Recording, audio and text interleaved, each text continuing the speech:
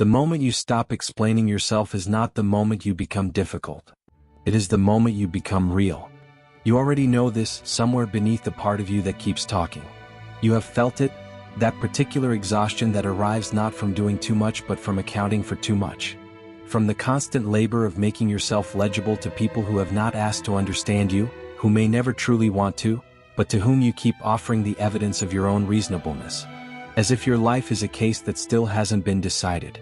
As if the verdict is still pending and you are still on the stand. There is a very specific kind of tiredness that comes from this. It is not the tiredness of effort.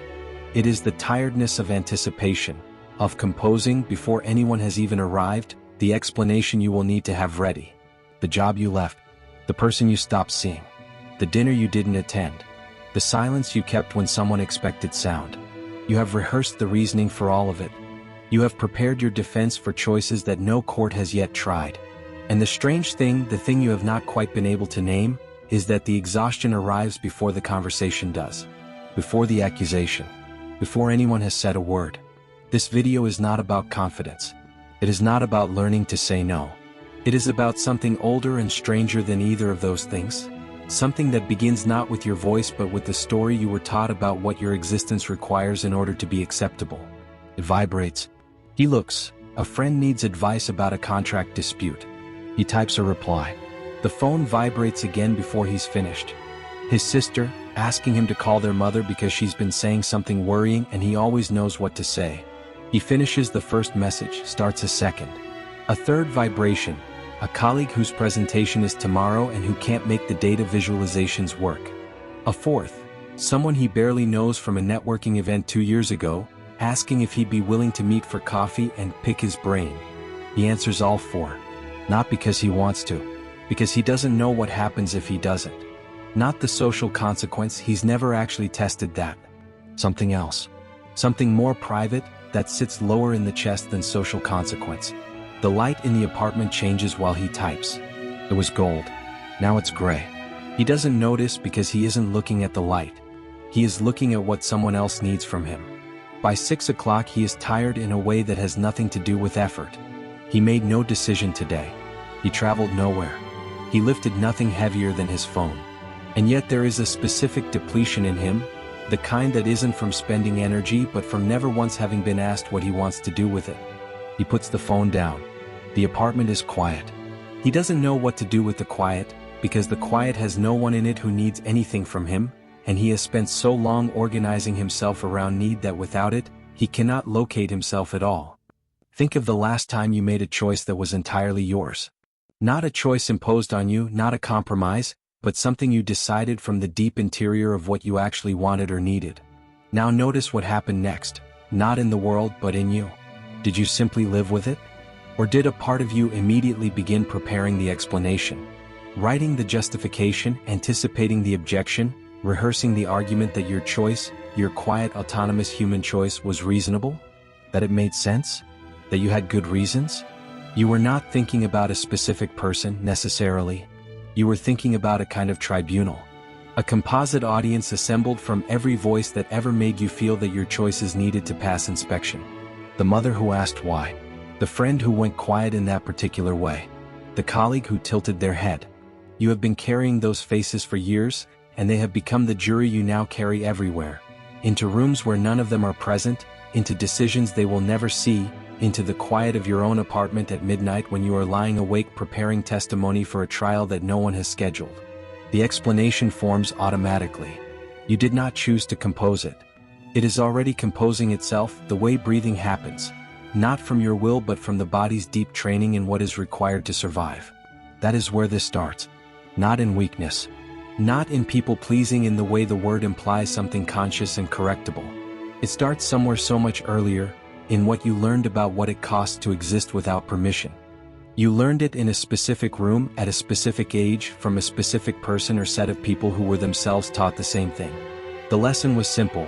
Your existence creates a burden, and explanation is how you pay for it. You did not receive this as a lesson.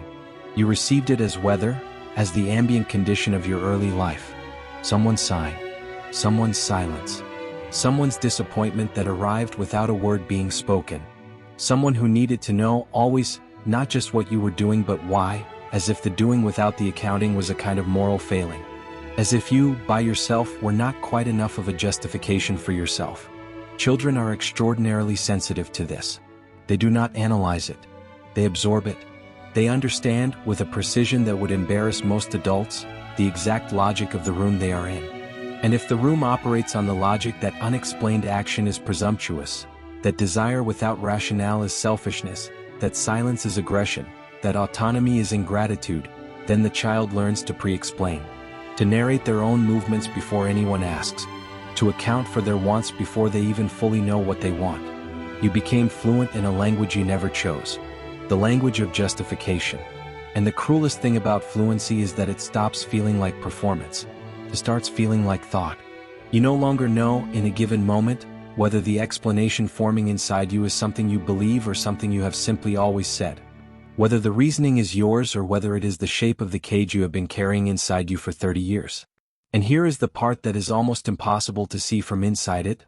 The explanations are usually good. You are not wrong about the reasons. You chose well. You acted reasonably. The explanation would hold up. The problem is not that you are wrong to have reasons. The problem is that you have made the reasons more real than the self who acted. You have made the verdict more authoritative than the life. Carl Jung would not have called you broken. He would have said you are performing a function that was once entirely rational. He wrote extensively about what he called the persona, the mask the psyche assembles in response to collective demand. Not a lie exactly. A negotiation. The self learns early and precisely what the world will accept, and it constructs a face that meets those requirements. What Jung understood, and what takes most people decades to see, is that the persona is not pathological. It is adaptive. It is, in the beginning, survival. The problem arrives later. The problem arrives when the persona becomes the only face you can remember how to wear, when the mask grows so comfortable that you forget it is a mask at all, and begin to mistake the performance for the person underneath it. In Psychological Types, Jung wrote, "The persona is a complicated system of relations between the individual consciousness and society, fittingly enough a kind of mask, designed on the one hand to make a definite impression upon others, and, on the other, to conceal the true nature of the individual." Read that again slowly. Designed to make an impression, and to conceal the true nature. Both at once. The persona is not simply social performance. It is the mechanism by which you became invisible to yourself while becoming maximally legible to everyone else. Every explanation you have ever carefully constructed is part of that mechanism. You became expertly visible in the ways others needed to see you, and in doing so, you became harder and harder to find from the inside. What Jung was pointing to is not a moral failure. It is not vanity or cowardice. It is the logical outcome of a self that was never trusted to simply be. When existence is conditional, when love or safety or belonging came attached to performance, the self learns to outsource its authority. It learns to ask implicitly, constantly, "Is this okay? Do you accept this? Can I be here?" And the asking becomes so habitual that it outlives every original condition that created it. The people who first withheld their approval are long gone or no longer relevant, and still you are preparing their responses. Still drafting the explanation. Still constructing, in the privacy of your own mind, the argument for why you are allowed to be who you are. There is a particular kind of person this creates. You have met them. You might be one. They are thoughtful, careful, articulate. They are extraordinarily good at reading rooms. They know what is needed before it is asked. They anticipate objections with such precision that they sometimes preemptively defeat their own desires, talking themselves out of what they want before anyone else has had the chance to object. They are reliable. They are reasonable. They are, in almost every external sense, composed. And they are exhausted in a way that is very difficult to explain to people who do not experience it. Because the exhaustion is not visible. It produces no symptoms that others can point to. It does not look like struggle. It looks like competence. What it costs to be this person is paid entirely in private, in the hours when no one is watching, in the sleeplessness, in the conversations replayed, in the explanations written and rewritten in the back of the mind like drafts that never quite satisfy. This is the hidden toll of what Jung described as living entirely within the persona. You are not lying to anyone. You are simply never present. The conversation happens. You are watching the conversation, modulating it, adjusting, preempting. There is always a part of you that is not in the room but above it, narrating, managing, preparing. And that part has never rested. It has been working since you were very young. It is doing its job right now as you listen to this, some portion of your attention already preparing to explain to someone, tomorrow, that you watched a video about psychology. Jung also understood the cost of the thing that heals this, what he called individuation, and he did not present it as comfortable. Individuation is the process by which a person stops being determined by the collective and begins being determined by the self. Not a rejection of relationship, not a retreat into solitude, but a fundamental reorganization of authority. The outer world no longer holds the court. The inner world begins to. In 2 essays on analytical psychology he wrote, individuation means becoming a single homogeneous being, and insofar as individuality embraces our innermost, last and incomparable uniqueness, it also implies becoming one's own self. Becoming one's own self. Not becoming a better version of the self the world already recognizes. Not becoming more likable, more legible, more acceptable. Becoming the thing that exists before those adjectives are applied. The self that requires no gloss. And what Jung was pointing to with clinical precision is that this process necessarily involves a withdrawal. Not of warmth, not of care, but of submission. The self must withdraw its dependence on the tribunal. It must stop treating external judgment as the organizing principle of its existence. For a person who has built their entire interior architecture around the project of being comprehensible to others, this is terrifying. Not because they are weak, but because the territory of unexplained selfhood is genuinely unmapped. You have never lived there. You have maps of every other room, you know how to manage, how to mollify, how to make reasonable, but you have no map for simply existing without justification. An unmapped territory, even when it is freedom, feels first like falling. Friedrich Nietzsche watched this from a different angle, and what he saw disturbed him. He was watching not a person in a room but a civilization, and what he observed in that civilization was a mass capitulation of individual authority to collective judgment. He called the collective the herd, and he was not being cruel. He was being descriptive. The herd is simply the aggregate of all the people who have surrendered the question of what is right to the question of what is approved, who have traded the difficult labor of self-determination for the relative comfort of belonging. What Nietzsche understood, and what he tried to articulate often with a ferocity that made him easy to misread, is that the person who explains themselves to everyone has, in a very real sense, made everyone their judge.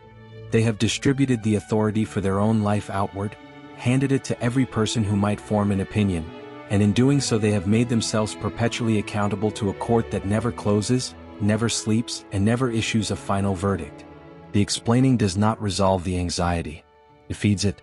Because every explanation answered produces the need for another. The jury is never fully satisfied. You have been there. You know this is true.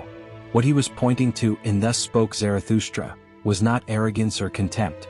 He was pointing to the particular courage required to be the author of your own life, what he called self-overcoming. The overcoming is not of weakness but of the habit of seeking permission. The self that no longer requires external ratification to act is not a self without care for others.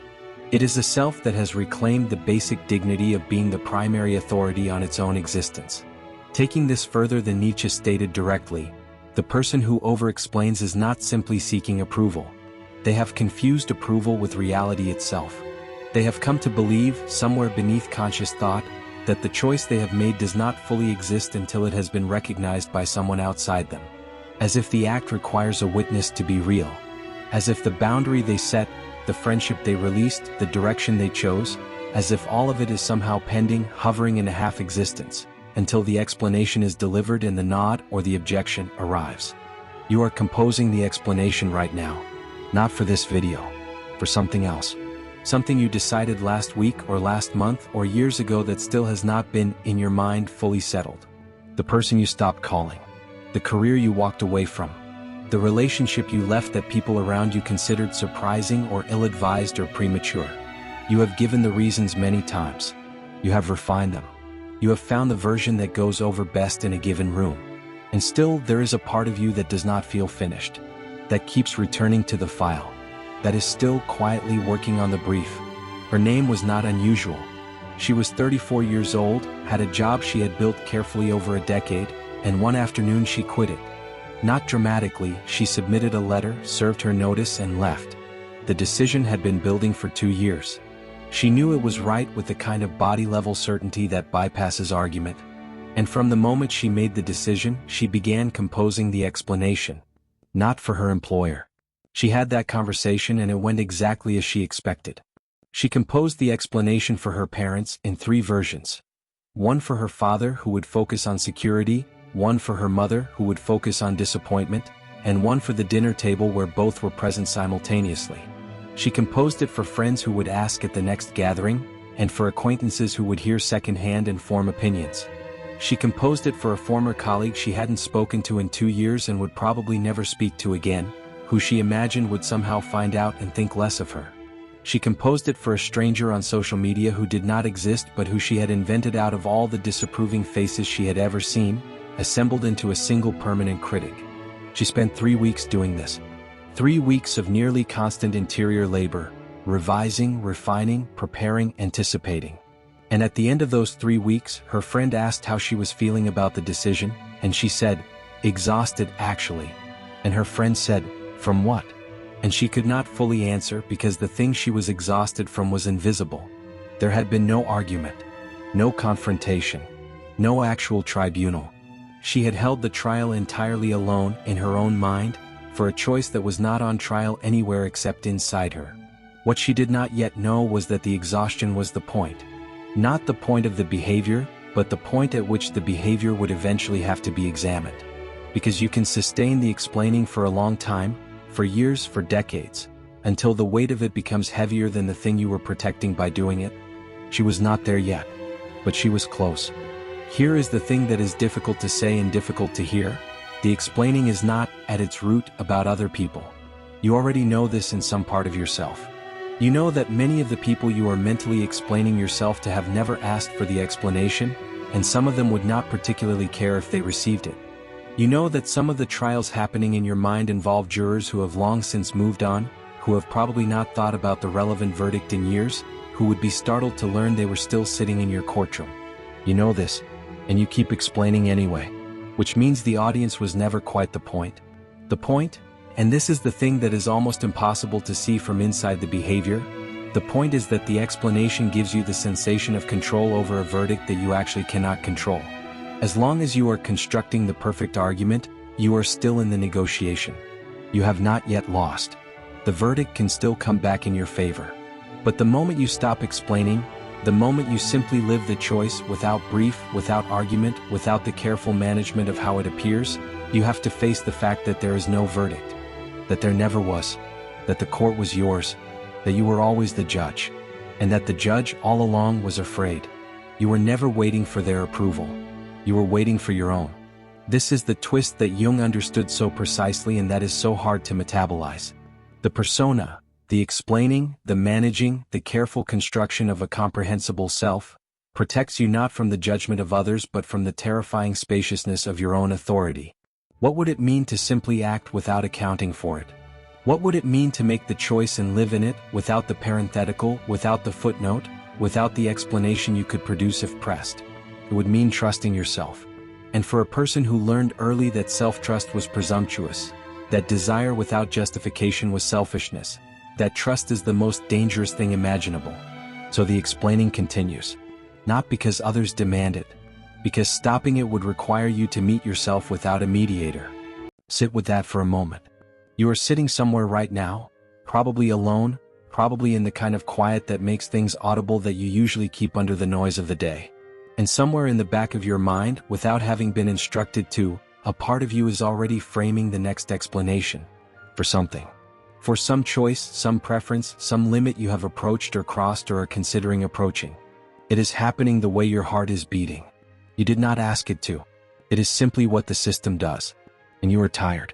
Not from the day. From the years. What happens when you stop? Not when you announce that you are stopping, not when you make a declaration of independence that itself requires explanation, but when you simply, quietly stop.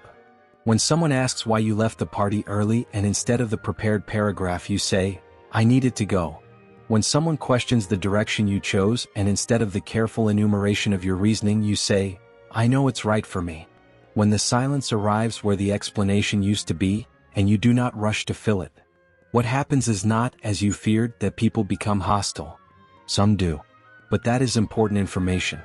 A person who requires your explanation in order to remain in relationship with you was never in relationship with you, they were in relationship with your performance. The removal of the performance does not damage the relationship. It reveals what was already true, that there was no relationship, only an arrangement in which your constant labor purchased their tolerance. What actually happens when you stop explaining is harder to describe because it happens internally. There is, at first, a kind of vertigo. The silence where the explanation used to be is genuinely uncomfortable. It feels like falling, like failing, like the absence of something that was doing necessary work. This is real. You are not imagining it. The machinery of justification has been operating for so long that its cessation creates something that feels, briefly, like catastrophe. But beneath the vertigo, something else. Something quieter and much older than the explaining. It is the self before the system was installed. Not a better self, not a wiser self, just the self, unmediated, not performing its own comprehensibility. And the quality of that self is not what you feared. It is not cold. It is not difficult. It is not as chaotic or as dangerous as the long habit of over-explanation has led you to believe. It is simply present. Here. Real in a way that the explained self never quite managed to be, because the explained self was always slightly elsewhere. Always in the future of the conversation, always in the management of perception, never quite in the moment that was actually happening. This is where Jung's concept of individuation meets something Nietzsche named but approached differently. The person who has withdrawn from the tribunal is not a person without values. They are not indifferent to others, not encased in a kind of sovereign indifference. What they have done is more precise than that. They have relocated the primary audience. The internal witness, the self that observes its own choices, has replaced the composite jury as the court that matters. This is not a collapse of accountability. It is its clarification. Because here is what the over-explaining person has never fully admitted. The explanations do not actually produce understanding. They produce, at best, a temporary suspension of judgment. The people who were going to misunderstand your choice will misunderstand it with or without the paragraph you prepared. The people who trust you will trust you without the explanation. The carefully constructed brief changes very little about how people ultimately perceive you, because perception is not primarily a rational process. People do not change their assessment of you because your argument was good. They change, if they change, because of something far less manageable. Time, experience, the texture of how you show up across years. Every explanation you owe someone is a vote you have cast against your own authority. Not because explanation is inherently dishonest. Not because sharing your reasoning is pathological.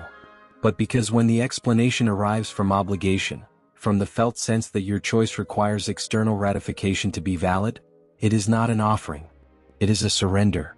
You are handing over, with the explanation, a portion of the weight that is properly yours to carry. You are saying, implicitly, I need you to tell me that this is okay. And whatever the response, agreement, challenge, silence, it cannot give you what you are actually asking for, which is your own certainty. That cannot be outsourced. It was never available from outside. There is a layer beneath this that most conversations about self-trust do not reach. The over-explaining self is not simply seeking approval. It has come to believe that its choices are incomplete without witnesses. This is not a figure of speech. It operates at the level of felt reality, the sense that a decision made without being seen, without being accounted for, without being entered into the record, is somehow less than fully real. The job left without explanation exists in a kind of limbo. The relationship released without justification hangs unfinished.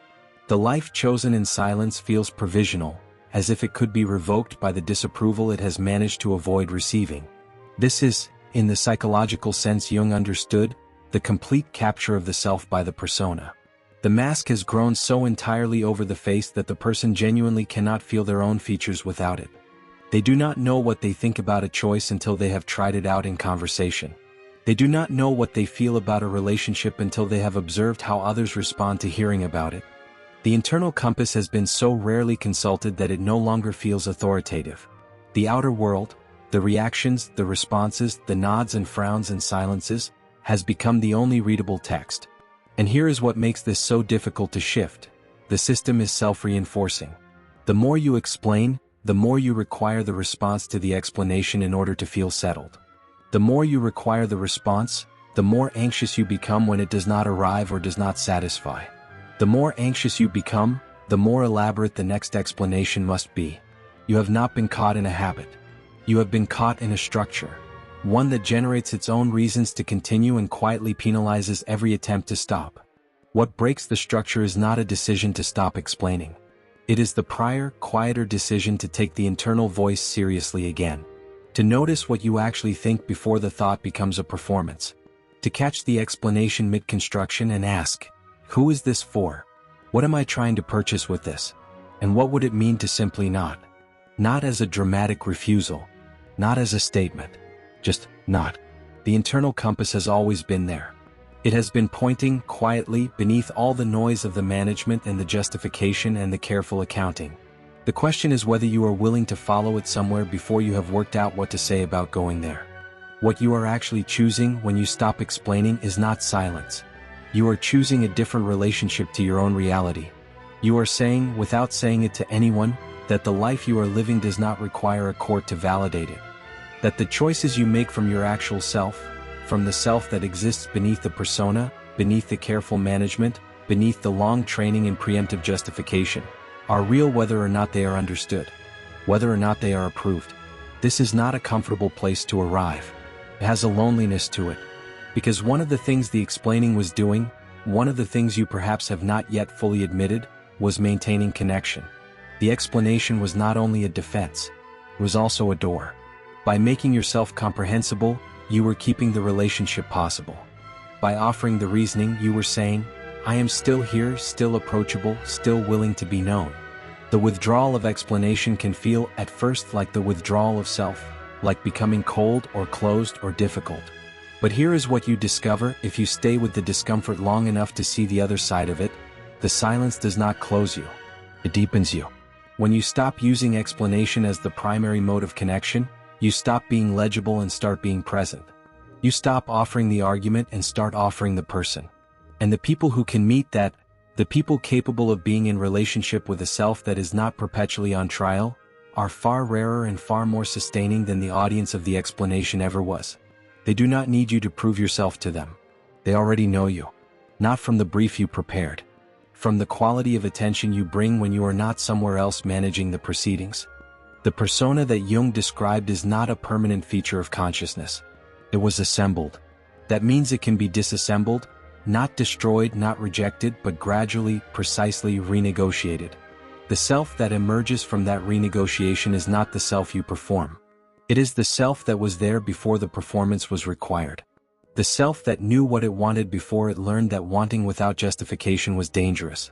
Jung understood that this self, the individuated self, the self that has withdrawn from collective determination, is not a destination you reach and then remain at. It is an ongoing practice of returning, of noticing when the explaining has started again, when the tribunal has convened uninvited, and of asking each time with increasing gentleness and increasing authority, is this court still in session?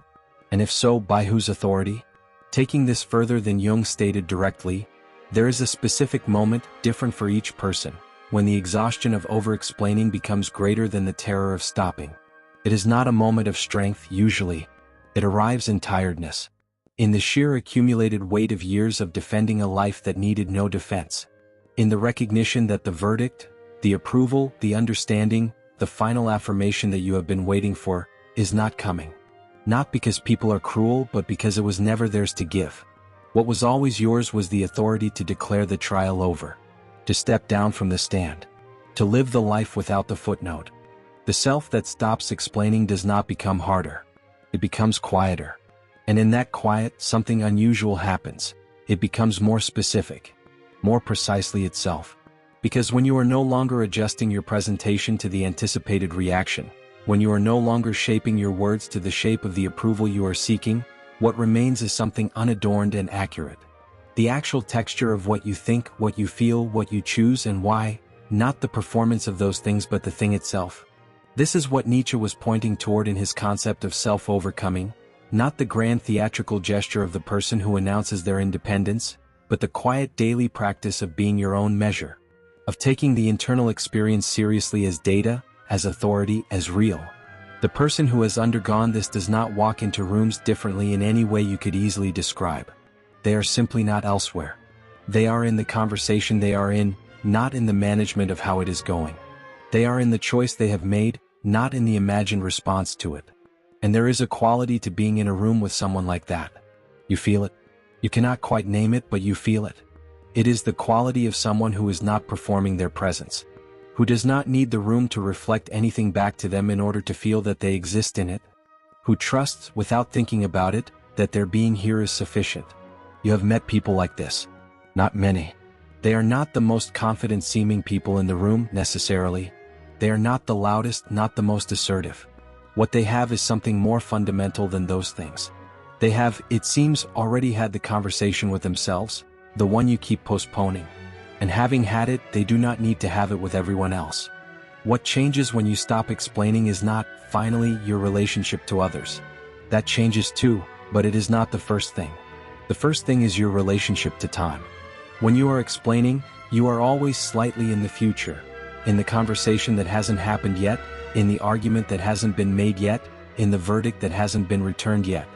Some part of your attention is perpetually elsewhere, running the scenarios, rehearsing the responses, preparing the case. And this means that the present, the actual present, the life you are living right now, the moment that is genuinely happening, is always receiving something less than your full self. Always slightly observed, slightly managed from a remove that the explaining creates. When the explaining stops, when the tribunal dissolves, even temporarily, even partially, the present gets larger. Not metaphorically, perceptually. The moment you are in becomes more vivid, more weighted, more real. You are in it rather than above it. And the strange discovery is that a life lived like this, not managed but inhabited, requires far less maintenance than the life you were managing. Because you are not producing, continuously, the layer of narration and justification that the explained life requires. You are simply there. Silence is not the absence of a response. It is the presence of a self. The self that you have been explaining for so long that you have begun to mistake the explanation for the person. The self that exists prior to the argument, prior to the brief, prior to the verdict. The self that was always already enough, that learned to doubt this not from evidence but from the ambient conditions of early rooms that told it its presence was a problem requiring a solution. It was not. You were not a problem. You were a person. And the life that person is living does not require anyone's signature to be valid. This is the thing that cannot be argued into or out of, that cannot be explained, which is its own kind of irony. You cannot explain your way into the self that does not need to explain. You cannot make a case for your sovereignty that will, once accepted, grant you sovereignty. The freedom is not the conclusion of an argument. It is the abandonment of one. What awaits you on the other side of the explaining is not certainty. The internal compass does not promise you that every choice will be right, only that it will be yours. You will still make choices you later question. You will still have moments of genuine doubt, genuine confusion, genuine error. But the doubt will be yours. The confusion will be real rather than performed. And the error will be something you can actually learn from, because you will have made it from your actual self rather than from the managed presentation of yourself. The trial was always in session because you were always presenting yourself for verdict. The verdict was never coming because the court has no authority you have not given it. The authority was always yours. And the moment you stop explaining, not as defiance, not as a statement, but as the quiet organic cessation of a habit you have simply carried long enough, is the moment you discover that you were never on trial. You were only afraid that you were. And the fear, as fears do, had made itself indistinguishable from fact. The explanation ends. The self begins. Not the self you have been carefully constructing for the audience in your mind, but the one that was there before the audience arrived, the one that does not need the room to go quiet before it speaks, because it is no longer waiting for permission to exist. The people who stop explaining themselves don't become colder. They become more precisely themselves. This channel exists for that kind of thinking, the kind that doesn't simplify what it means to become a person. Stay close.